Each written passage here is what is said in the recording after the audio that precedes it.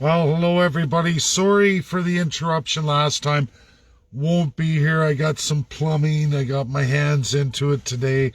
Yeah, open up a can of whoop butt on a toilet here, and then you gotta run around, get it all fixed. So I'll give it that minute to let people log on.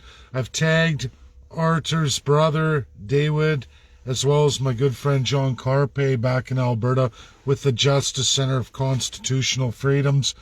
I can tell everybody this, including Artur. I've met the greatest legal minds of Poland. In fact, 3 of them. You'll find I did a symposium with Poland's greatest legal experts. Bar none, highly published, highest doctorates in Poland, in academia, worldwide, bar none. In fact, this June, I enter another one on all kinds of areas of constitutional law when we get into religion, theology, all of it. For those who don't know, I've done a video a long time ago going through the soul of the nation the first time Artur was arrested. Now, Artur, I've tagged your brother so it gets to you because I know how all of it's running for you these days in your massive criminal charges. You're looking at another Canadian, I'm not Polish, Swedish ancestry in the Scandinavian world. Maybe a part of me inherited that from my family. I don't know. 5th generation Canadian, but Artur, this is all for you. I watched your video on solidarity, strong unionization. This all is Poland, everybody. Poland is strong with the union, strong with religion. How is that possible? That is the defined soul of the Polish people.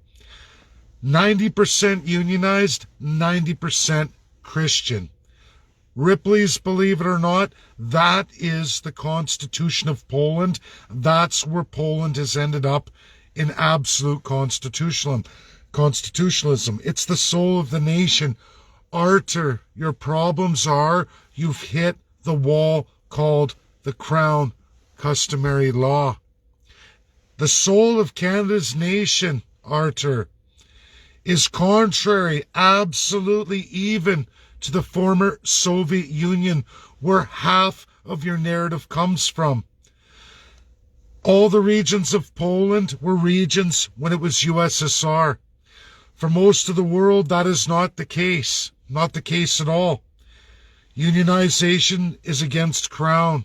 There's a portion of a fight of the people of Canada that led to unionization. It is not a welcomed addition to the Crown. It's contrary to the Crown. I know in your world, in that former Soviet system, you think that this smells and looks just like communism and everything's going to work the same. My friend, that's not how it works. This summer, when this dust settles somewhat or where we end up, you're welcome to come with me and in your own language, listen to the greatest legal minds of Poland in your native tongue, and you're going to get a much better representation of what I'm going to give to you right now. It's just being good. I hear what you're doing. I hear what you're saying. It smells like union because it is absolutely the narrative of the union. At least everybody from Poland. Again, Poland is 90% unionized, as well as 90% of the people follow Christianity. In Canada, that's conflicting, everybody. I'm sorry, historically, for only a limited period of time because of our crown, that was Canada for a very, very limited time. It lasted as long as the judicial independence of the Supreme Court of Canada.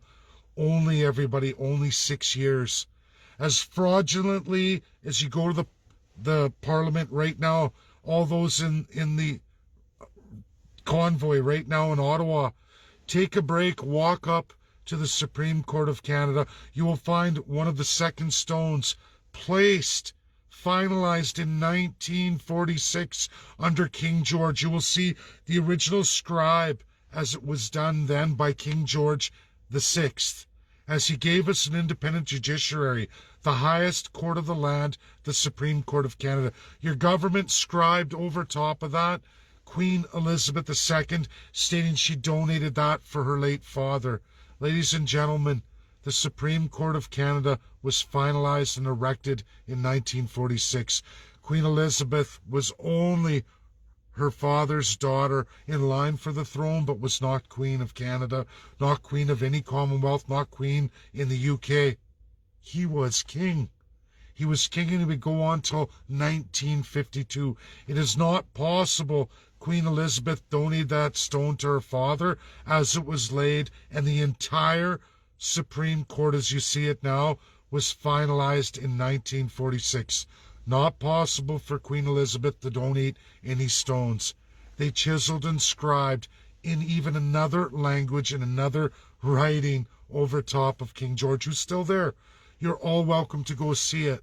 You will see King George in Latin, much older scribe, and then the newer scribe by Queen Elizabeth II, supposedly. I doubt very much she ordered that at all. I think that was the day the crown stole the crown, meaning your liberals and your conservatives. Artur, our constitutional system is crown customary law. It is a lot like what you found in the Soviet Union, but not true federalism. Even though they list a federalism, you recognize in your gut of guts, you think, well, there's provinces, there's the federal government. It's communism. It's communism. Trudeau's going for communism. He's not, and he never has been, ladies and gentlemen. It's not just Artur. It's for everybody. But understand this. We will never go to communism because we're already crown customary law. An autocracy of all Commonwealth nations.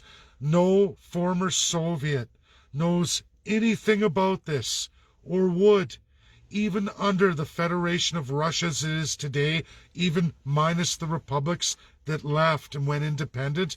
None of them understand or have any basis of crown whatsoever, because it was never in your history, not for millennia and millennia, not, and any limited ones left were wiped out by 1920, and yes, that was done by the Soviet Union.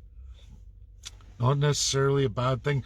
I'm not saying communism's good. I'm not saying that that's a narrative anyone would want. It's contrary to Canadians. But the Crown allows the government to behave in the exact same autocratic manner. Artur, they're just going to keep pounding you, keep criminalizing you, and keep getting you to continue to go to court with lawyers and continue to get you to say worship, your highness, your majesty as you go through the levels. Listen as your lawyers talk for you. Listen to the words they use. Those words don't even translate over into any legal speak in Poland in any history it's ever had. Never mind the Constitution of Poland as it is right now. All you have to do is read your preamble in the Polish Constitution. Read Canada's preamble, Artur. And your brother, you're smart guys. I have the smartest Polish legal minds in the entire world. I have 3 of them. I'm going again this summer into it again. It is the crown power, the same Nazi power Poland went through even before the Soviets. The same power the Nazis had. Artur, do you know where they get that power from? The crown autocracy first crafted and created in none other than Canada. The Constitutional Act of Canada, then the 1876 Indian Act of Canada.